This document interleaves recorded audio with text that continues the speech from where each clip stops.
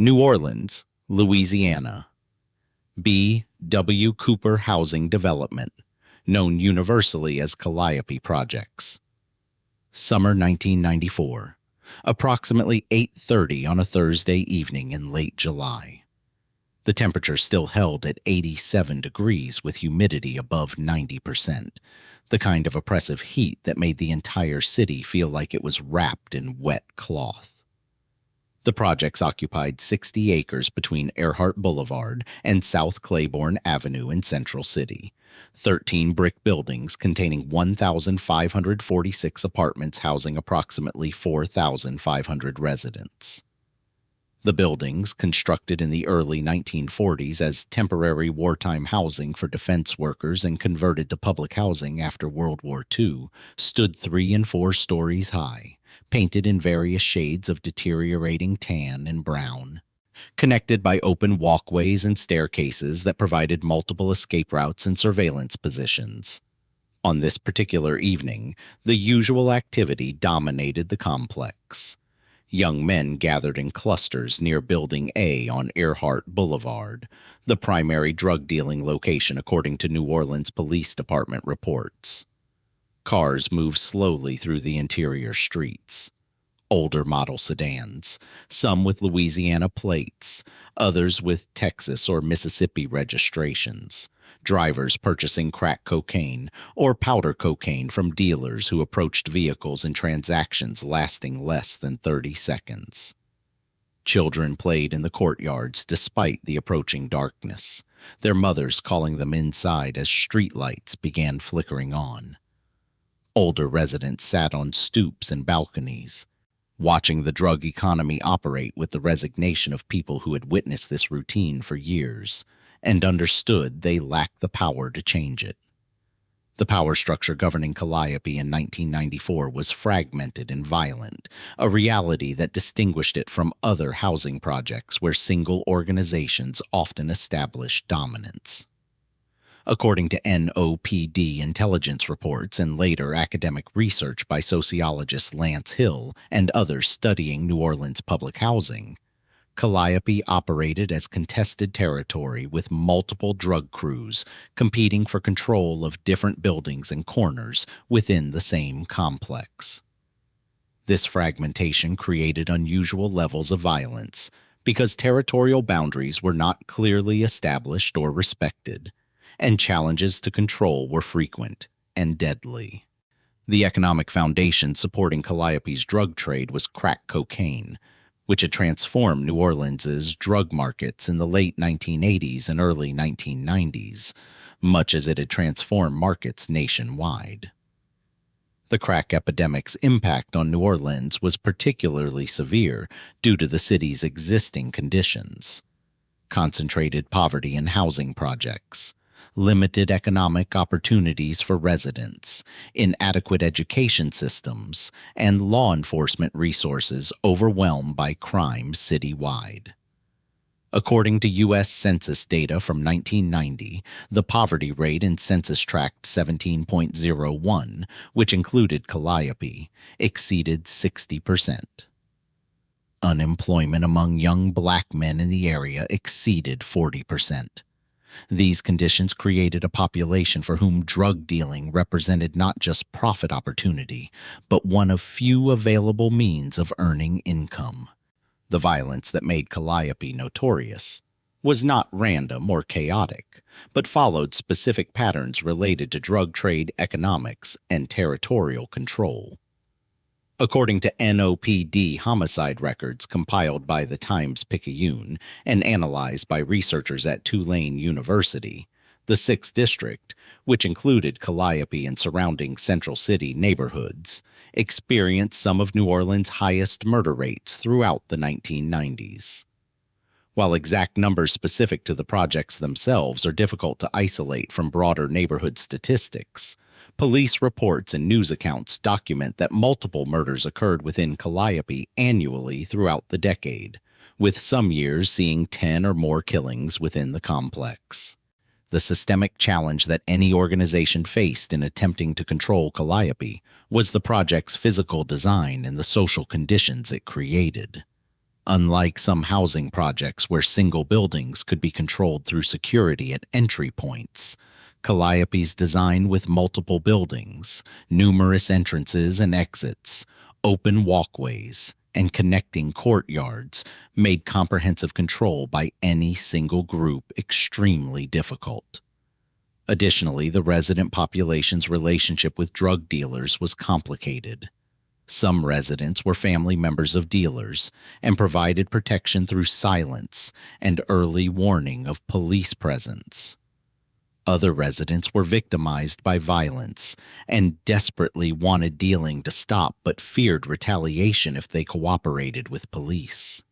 This created an environment where information flow was unpredictable, making it difficult for any crew to establish reliable security or intelligence. The violation that exemplifies the power struggles within Calliope, though exact dates and all participant names remain uncertain in available documentation, occurred in the pattern of territorial challenges that characterized the projects throughout the mid-1990s. According to NOPD reports and journalism accounts, a common scenario involved a crew controlling a particular building or section of the projects being challenged by rivals who would begin dealing in that territory without permission or payment of tribute. These challenges were not typically preceded by negotiation or warning, but would simply begin with rival dealers appearing in territory previously controlled by another crew and serving customers who had been another crew's market. The economic impact of such territorial invasion was immediate and substantial. A crew controlling a lucrative corner in Calliope might generate several $1,000s daily from crack sales. If rivals successfully established operations in that territory and split the customer base, revenue could decline by half or more. In the economics of the drug trade, loss of territory equals loss of income equals loss of ability to pay workers equals dissolution of the organization. The invaded crew faced a choice: respond with violence to eliminate the challenge, accept reduced territory and income, or abandon the area entirely. The initial response to territorial challenges in Calliope's fragmented market typically was violence. But the nature of that violence and its strategic calculation varied significantly between professional organizations and amateur operations. Professional crews, those with experienced leadership, established supply connections, and disciplined workers, understood that violence needed to be targeted and purposeful. Killing a rival dealer sent a message but also attracted police attention. Killing a rival supplier or money man disrupted their operation more effectively. Killing witnesses prevented testimony. Each act of violence served specific organizational purposes beyond mere retaliation. Amateur operations, by contrast, responded to territorial challenges with emotional rather than strategic violence. Shootings were public and dramatic, intended to demonstrate toughness, but often hitting bystanders and attracting intense police pressure. This violence generated media attention, political pressure for law enforcement response, and community anger that made operations more difficult. The distinction between professional and amateur violence was crucial to understanding why some crews achieved temporary dominance in Calliope, while others were quickly eliminated or arrested. The strategic withdrawal, the moment when a professional crew chooses not to respond immediately to a challenge, was difficult to implement in Calliope's environment because restraint could be interpreted as weakness by rivals and by one's own workers. And in a market where multiple crews competed constantly, and where reputation for ruthless response was believed to prevent future challenges, any delay in retaliation risked escalating challenges as rivals sensed vulnerability. This dynamic created pressure toward immediate violent response even when strategic patience might yield better outcomes. However, according to patterns documented in NOPD intelligence reports and court testimony from federal cases involving New Orleans drug organizations, More sophisticated crews did exercise strategic restraint by gathering intelligence before responding. They would identify not just who was challenging their territory, but who supplied the challengers, where the challengers stored drugs and money, which corrupt police officers. The challengers might have paid for protection, and which residents might be convinced to provide information or deny shelter to rivals. This intelligence gathering required time and resources, but provided targeting options beyond simply shooting rival dealers on sight. The calculation any crew attempting to dominate Calliope needed to make involved understanding that control required more than winning individual violent confrontations. Sustainable dominance required controlling supply, controlling information, managing law enforcement attention, and establishing reputation that prevented challenges rather than simply responding to them after they occurred. The project's physical and social environment made all of these elements more difficult than in other drug markets. Supply control in Calliope depended on relationships with wholesale cocaine suppliers, typically based in Houston, Atlanta, or Miami, according to DEA intelligence reports on New Orleans drug sources. The wholesale price and reliability of supply determined whether a crew could sustain price competition with rivals. A crew with direct supplier connections paying $18,000 per kilogram could undercut crews paying $25,000 through middlemen, making economic competition as important as violent competition. Establishing these supplier relationships required capital, trustworthiness demonstrated through consistent payment, and connections that newer or smaller crews lacked. Information control meant knowing what police were planning, what rivals were planning, and what residents might testify about if violence occurred.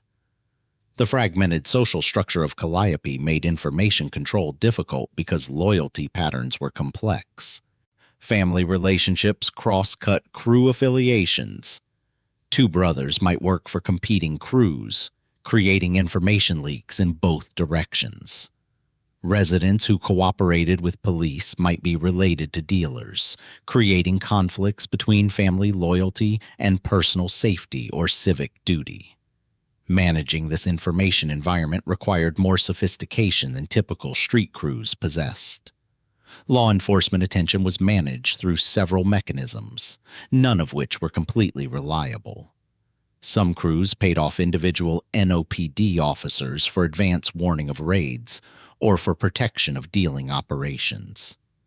According to federal corruption investigations of NOPD in the 1990s, including cases that resulted in multiple officer convictions. Some officers were taking bribes from drug dealers while officially assigned to fight drug crimes. However, corruption was risky because federal investigations periodically targeted corrupt officers, and working with a compromised officer could lead to federal charges. Alternatively, crews could attempt to minimize police attention by controlling violence and avoiding murders that would generate intense investigative pressure. This required organizational discipline that many Calliope crews lacked. Reputation in Calliope's drug market was complex because it required balancing multiple attributes that could conflict. A reputation for extreme violence prevented some challenges, but attracted law enforcement attention and scared away customers who feared being caught in shootings. A reputation for fair dealing with customers and reliable supply created steady business, but could be interpreted as softness by violent rivals. A reputation for taking care of workers through steady pay and legal support when arrested created loyalty, but required capital that violence-damaged operations struggled to generate. The most successful crews balanced these reputational elements, being violent enough to deter challenges, but disciplined enough to avoid unnecessary police attention. The coalition building required to dominate Calliope, or even to control portions of it, involved recruiting multiple types of participants whose value was not immediately obvious to unsophisticated dealers.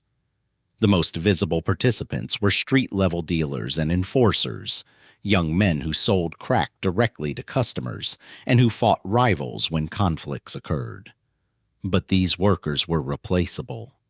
More valuable were individuals whose skills were less common and harder to replace. Reliable suppliers who would provide consistent quality cocaine at competitive prices were crucial. In the New Orleans market of the 1990s, according to DEA reports, most cocaine arrived from Houston via Interstate 10 or from Atlanta via Interstate 59, transported by independent traffickers who bought from wholesalers and sold to New Orleans dealers. Establishing relationships with these transporters required capital to pay for shipments, trustworthiness demonstrated through consistent payment, and usually connections through family or neighborhood relationships that created mutual accountability beyond simply business transactions. Money managers who could count, organize, and secure the enormous amounts of cash generated by crack sales were valuable because theft by workers was constant risk. A crew generating $5,000 daily produced $150,000 monthly in small bills that needed counting, organizing, and secure storage. Workers who handled money constantly faced temptation to skim or steal. Money managers needed to be trusted absolutely, usually family members, who could maintain accurate counts and identify theft. This required basic numeracy skills, attention to detail, and absolute loyalty, attributes not easily found in the pool of available workers. Residents who would provide stash houses for drugs and money were essential, because storing product and cash in places known to rivals invited robbery. Reliable stash house operators, typically older residents who needed income and who could claim plausible ignorance if police discovered drugs in their apartments, were compensated through rent payments. The value of a good stash house operator was that they could claim the drugs belonged to someone else if discovered, potentially avoiding conspiracy charges that would bring years of federal prison time. This required residents who were not themselves users. Drug-addicted stash house operators stole product constantly, and who could maintain security.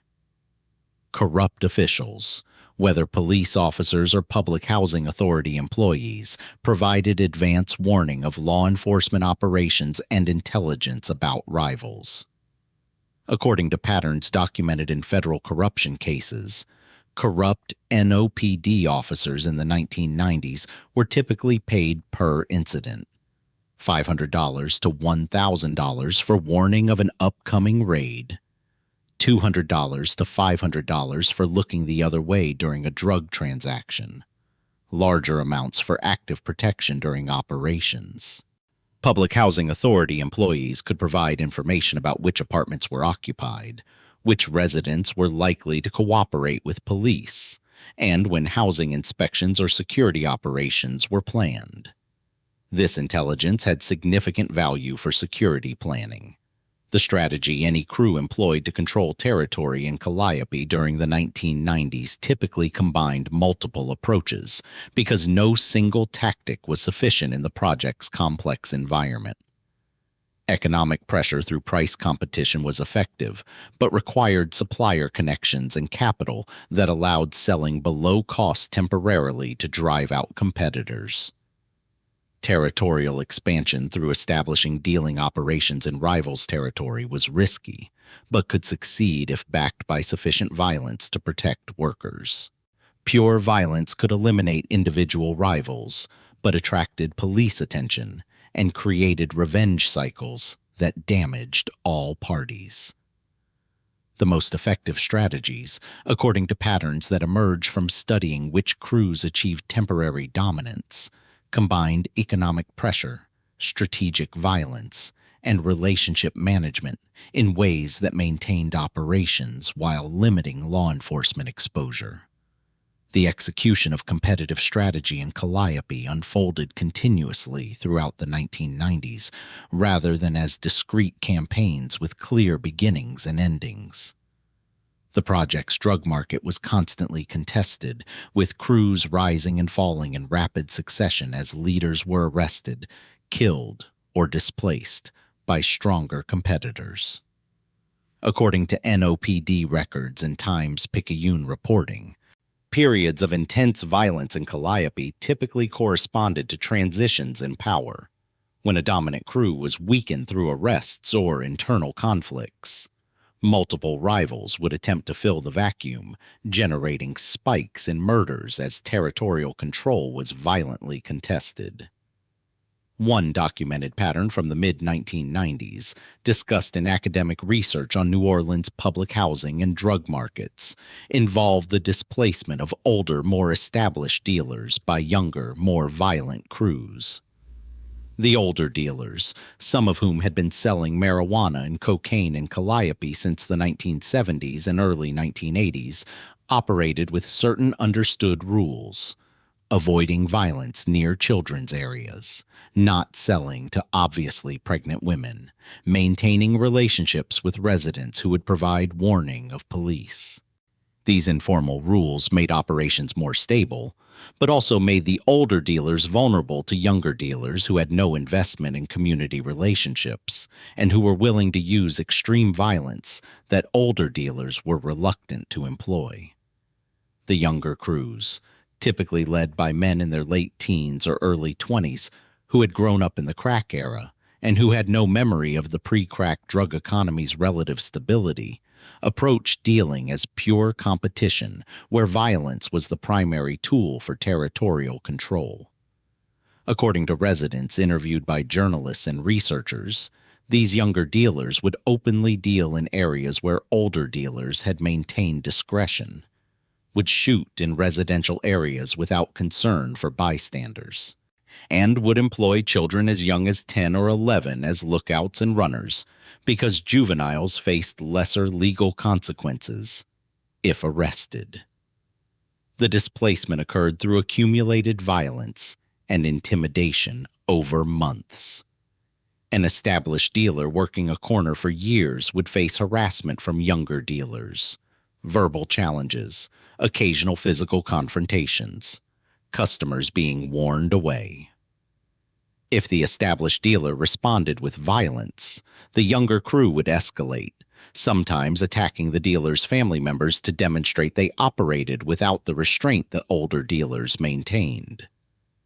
Eventually, many established dealers simply abandoned corners they had controlled for years, rather than continue fighting crews that were willing to kill anyone and seemed to court rather than avoid police attention. This generational transition represented larger changes in crack market dynamics nationwide during the mid-1990s.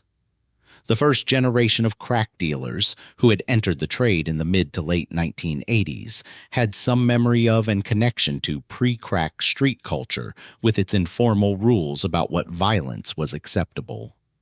By the mid-1990s, a second generation had entered the trade who had never known anything except crack-era violence. This younger generation's willingness to use extreme violence changed competitive dynamics in ways that made markets more chaotic and more deadly. The break in any individual crew's power in Calliope typically came through one of several mechanisms, all of which are documented in the patterns of rise and fall visible in police records and court cases, even when specific details remain uncertain. Federal indictment was the most effective mechanism for destroying a crew's operations, because RICO and continuing criminal enterprise statutes allowed prosecutors to charge entire organizations rather than just individual dealers, and because federal mandatory minimum sentences meant that even mid-level workers faced decades in prison, creating strong incentive to cooperate and testify against leadership. Key murders could also collapse a crew if leadership was eliminated and no clear succession existed. Unlike corporate-style organizations where formal hierarchy ensured continuity, street crews often depended on individual leaders whose death meant organizational dissolution. Workers would scatter to join other crews rather than attempt to maintain an operation without the leader who had recruited them, secured supply, and managed relationships with corrupt officials and rival crews. Financial collapse, though less dramatic than violence, could equally destroy a crew's operations.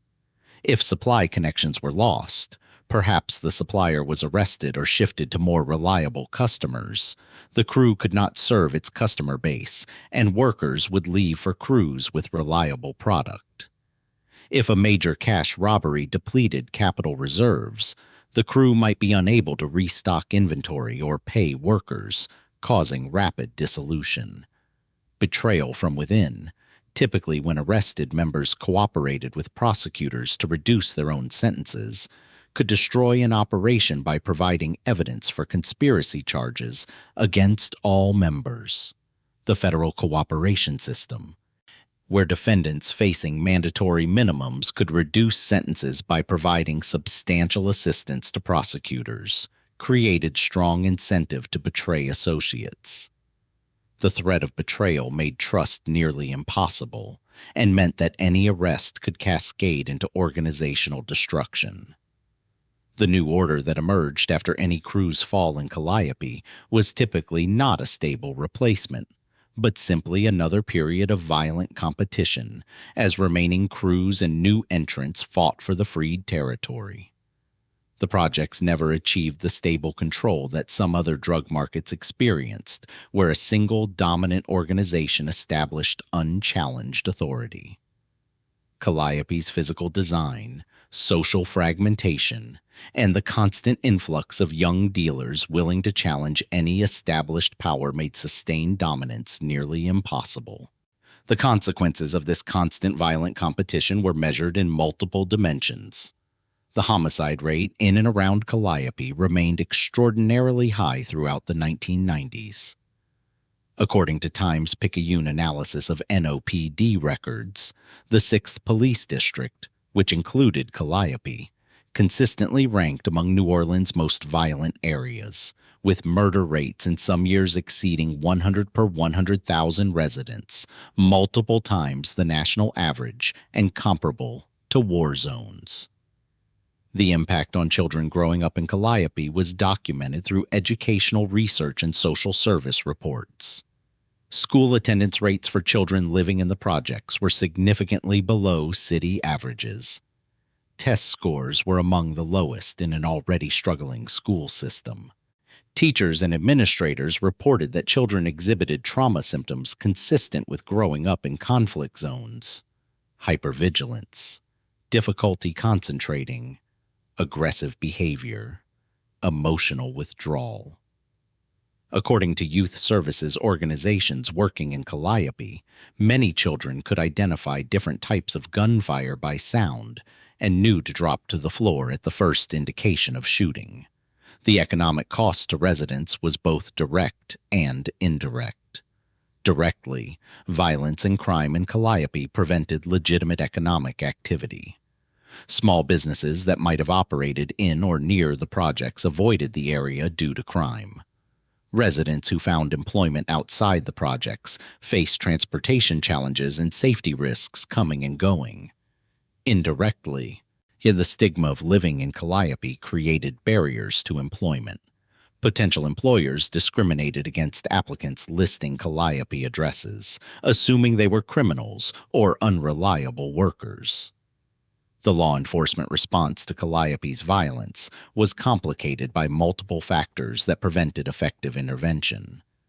NOPD was chronically understaffed and underfunded throughout the 1990s, with officer per capita ratios well below national standards for major cities.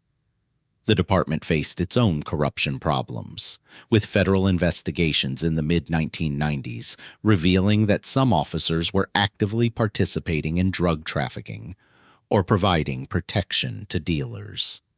Community trust in police was extremely low, with residents viewing police as either ineffective, corrupt, or unnecessarily aggressive, making witness cooperation rare.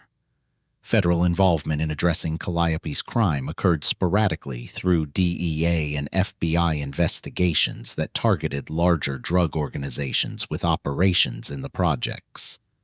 Several federal cases in the 1990s resulted in convictions of dealers who operated in or supplied Calliope. However, these prosecutions had limited impact on overall violence because they typically targeted specific organizations rather than addressing the structural conditions that made the project's drug market so violent. The eventual transformation of Calliope came not through law enforcement victory, but through demolition and redevelopment as part of the federal Hope's Sixth program in the 2000s. The Housing Authority of New Orleans, with federal funding, demolished portions of the project and redeveloped the site as mixed-income housing with dramatically reduced density. This physical transformation eliminated the concentrated poverty and architectural features that had enabled the violent drug markets, though it also displaced thousands of residents whose fates varied. Some received Section 8 vouchers for private housing, some moved to other public housing projects, and some became homeless or left New Orleans entirely. The documented legacy of Calliope's 1990s violence extends beyond the immediate victims to broader impacts on New Orleans' social fabric and national public housing policy. The projects became a symbol of public housing failure, cited in debates about whether concentrated low-income housing creates conditions that enable crime and whether physical design affects social outcomes. The violence in Calliope and other New Orleans housing projects influenced federal policy shifts away from traditional high-density public housing toward mixed-income developments and scattered site housing. The criminal justice legacy included hundreds of prosecutions, thousands of years of prison sentences, and the destruction of countless families as fathers, sons, and brothers were incarcerated for drug offenses that often carried mandatory minimum sentences of 10, 20, or more years. According to sentencing data analyzed by reform advocates, Louisiana's harsh drug sentences, among the nation's toughest, meant that many Calliope residents received life sentences or effective life sentences for drug crimes that in other states might have carried single-digit prison terms. The public health legacy included drug addiction, trauma, and shortened lifespans. According to health research conducted in New Orleans public housing, residents of projects including Calliope had life expectancy significantly below city and national averages, with premature death from violence, drug-related causes, and stress-related illness occurring at high rates. The crack epidemic's health impacts: addiction, HIV transmission through drug use, prenatal cocaine exposure affecting children, were concentrated in communities like Calliope, where drug use and dealing were most prevalent. And the story of Calliope Projects in the 1990s is not a story of any individual's rise to dominance, but rather a story of how systemic forces, poverty, inadequate education, limited economic opportunity, physical isolation in poorly designed housing, insufficient law enforcement, and the crack cocaine market's economics combined to create conditions where violent drug competition became normal, where children grew up surrounded by death, where residents lived in fear, and where the murder rate shocked even in a city famous for violence. The power dynamics in Calliope's drug trade followed economic logic even as they generated chaos and death. Crews competed for territory because territory equaled customers, equaled revenue. Violence was employed not randomly but strategically to eliminate competitors, protect operations, prevent testimony, and establish reputation that would deter future challenges. The drug trade operated according to business principles of supply, demand, competition, and profit maximization, even though the business was illegal and the competition was often fatal. Understanding Calliope requires recognizing that the violence was not the result of individual pathology or cultural deficiency, but of rational actors responding to incentives created by prohibition, poverty, and market competition. Young men dealing drugs in Calliope were not irrational or uniquely violent, but were responding logically to the options available to them. In an environment with 40% unemployment, failing schools, and concentrated poverty, drug dealing offered income, status, and immediate gratification that legitimate opportunities could not provide. The violence that accompanied dealing was not desired, but was the inevitable result of operating an illegal business where contracts cannot be enforced through legal systems and where competition is regulated only by force. The failure to establish stable control by any single organization was not due to lack of intelligence or ambition among dealers, but was structural, resulting from Calliope's physical design, social fragmentation, and constant influx of new competitors. Any crew that achieved temporary dominance faced immediate challenges from rivals willing to use extreme violence, from law enforcement targeting successful organizations, and from internal betrayal as arrested members cooperated to reduce sentences. Sustainable control was nearly impossible under these conditions. The lesson of Calliope is not about individual criminals, but about systems that create and perpetuate violence. The drug trade existed because demand for cocaine created profitable markets. The violence existed because prohibition meant disputes could not be resolved legally.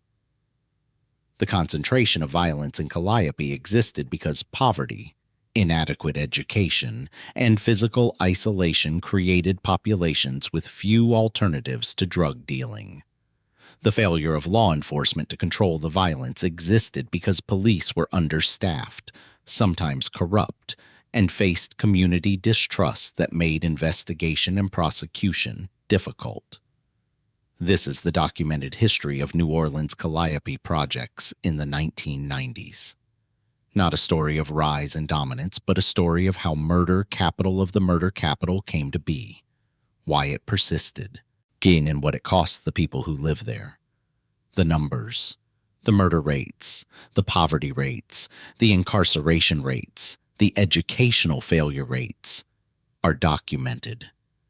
The systemic forces, the economic devastation, the crack epidemic, the prohibition policies, the law enforcement failures are clear. The human cost, the children growing up surrounded by death, the families destroyed by incarceration and violence, the community traumatized by decades of warfare, is immeasurable, but real. The projects that were called Calliope no longer exist in their 1990s form, demolished and redeveloped, the residents scattered. But the lessons remain relevant to understanding how drug prohibition creates violent markets, how poverty and lack of opportunity drive people into illegal economies, and how concentrated disadvantage creates conditions where violence becomes normal. These lessons, documented through police records, court cases, academic research, and journalism, are the legacy of Calliope's violent decade.